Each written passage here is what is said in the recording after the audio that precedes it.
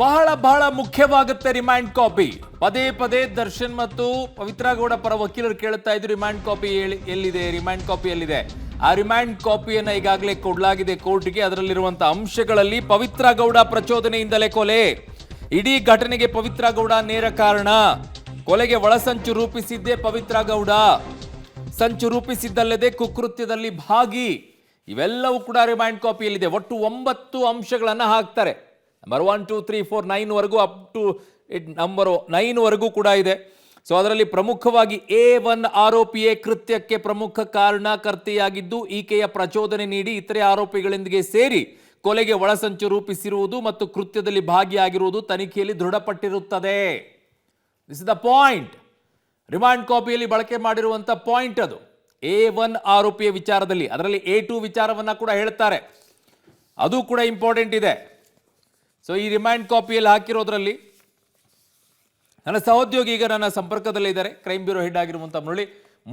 ಇಡೀ ಪ್ರಕರಣವನ್ನು ನೋಡೋದಾದ್ರೆ ನನಗೇನು ಗೊತ್ತೇ ಇಲ್ಲ, ನನಗದಾಗಿಲ್ಲ, ನನ್ನ ಸಂಬಂಧನೇ ಇಲ್ಲ, ಇದು ನಾನು ಬರೀ ಹೇಳಿದ್ದೆ, ದರ್ಶನಿಗೆ ಹೇಳಬಾರ್ದಾಗಿತ್ತು, ಇಂಥವೆಲ್ಲ ಕೇಳಿ ಬರ್ತಾ ಇತ್ತು ಸುದ್ದಿಗಳು. ಬಟ್ ಇಡೀ ತನಿಖೆಯಲ್ಲಿ ನೋಡೋದಾದ್ರೆ ಪೊಲೀಸರು ಸ್ಪಷ್ಟವಾಗಿ ರಿಮೈಂಡ್ ಕಾಪಿಯಲ್ಲಿ ಹೇಳ್ತಾ ಇದ್ದಾರೆ, ಇವರೇ ಎಲ್ಲವೂ ಕೂಡ ಮಾಡಿದ್ದು, ಒಳಸಂಚು ರೂಪಿಸಿದ್ದು ಇವರೇ ಎಲ್ಲವೂ ಕೂಡ ಇದೆ. ಅಂದ್ರೆ ಅವೆಲ್ಲವೂ ಕೂಡ ಸುಮ್ಮನೆ ಗಾಳಿಯಲ್ಲಿ ಸುಮ್ಮನೆ ತೇಲಿಸ್ತಾ ಇದ್ರ ಅಂತ ಹೇಳಿಕೆಗಳನ್ನ. ಕಳ್ಳ ಪರರ್ ನಂಬ ಅನ್ನೋ ಒಂದು ಗಾದಿ ಮಾತೆ ಇದೆ, ತಾ ಕಳ್ಳ ಪರರ್ ನಂಬ ಅನ್ನೋ ಒಂದು ಗಾದಿ ಮಾತೆ ಇರುವಂಥದ್ದು ಅರುಣ್. ಯಾಕೆಂದ್ರೆ ಈ ಪವಿತ್ರ ಗೌಡ ಬಂಧನಕ್ಕೆ ಒಳಗಾದ ಬಳಿಕ ಎಲ್ಲ ರೀತಿಯ ದಾರಿಯನ್ನು ತಪ್ಪಿಸುವಂಥ ಪ್ರಯತ್ನಗಳನ್ನ ಮಾಡಿರುವಂಥದ್ದು. ಪೊಲೀಸರಿಗೆ ತನಿಖೆಯನ್ನ ಮಾಡಲಿಕ್ಕೆ ಕೂಡ ಅಸಹಕಾರವನ್ನು ಆಕೆ ತೋರಿಸಿದ್ರು.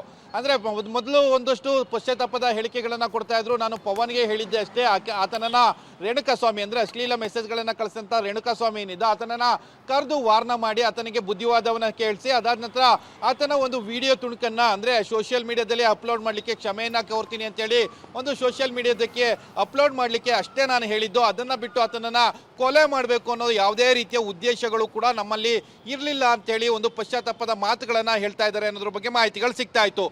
ಆದರೆ ಇವತ್ತಿನ ರಿಮೈಂಡ್ ಕಾಪಿಯನ್ನು ನೋಡಿದ್ರೆ ಆಕೆಯ ಕ್ರೂರತೆ ಮತ್ತು ಆಕೆಯ ಪ್ರಚೋದನೆ ಸಂಪೂರ್ಣವಾಗಿ ಗೊತ್ತಾಗ್ತಾ ಇದೆ.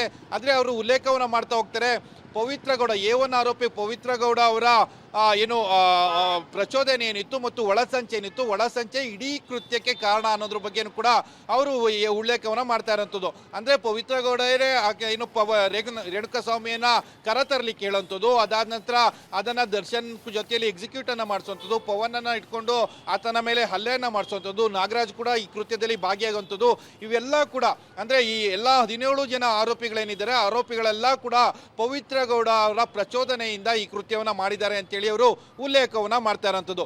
ಒಂದು ರೀತಿಯಲ್ಲಿ ಆಕೆಯೇ ಈ ಪ್ರಕರಣದ ಕಿಂಗ್ ಪಿನ್, ಆಕೆಯೇ ಇದೆಲ್ಲಾನು ಕೂಡ ಮಾಡಿಸಿರುವಂಥದ್ದು ಅನ್ನೋದ್ರ ಬಗ್ಗೆ ಪೊಲೀಸರು ಈಗ ತಮ್ಮ ರಿಮೈಂಡ್ ಕಾಪಿಯಲ್ಲಿ ಉಲ್ಲೇಖವನ್ನ ಮಾಡಿರುವಂಥದ್ದು. ಅರುಣ್.